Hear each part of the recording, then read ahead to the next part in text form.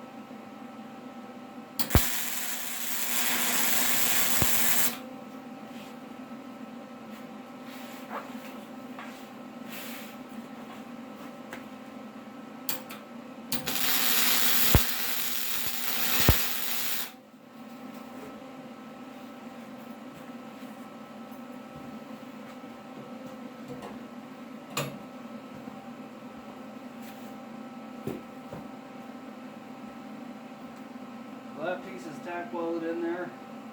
Got a couple of good tacks on it. And what we'll end up doing is, you can see these feet there of the splitter. I want to cut another piece of angle iron, or maybe some small brackets, and we'll drill through this other angle iron. I want to be able to just bolt this splitter to this frame in case I ever want to be able to take it off, and the generator ain't going to be mounted solid either. It'll have some bolts on it to where we can remove it from the framework there, or some pins or something.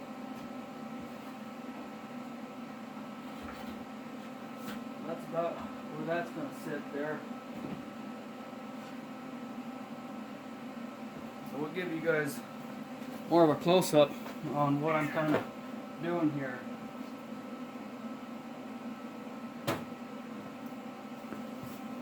Shut the welder off here.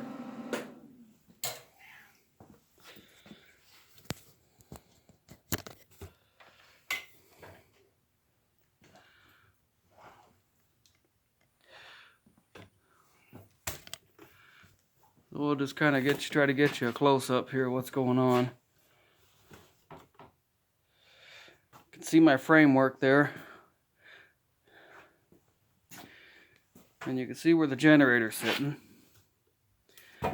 and this operates the press here on the splitter, and you can see there's plenty of room here, and here's our outlets on the generator here, so there's plenty of room there. And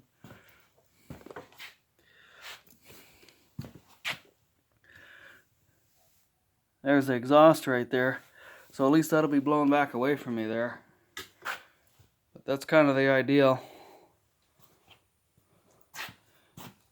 And we've got those lawn tractor tires. We'll mount on the back of it when we get set up to do that. So I just thought I'd share that with y'all. I hope y'all are doing good out there, and I hope you like this video. Y'all take care.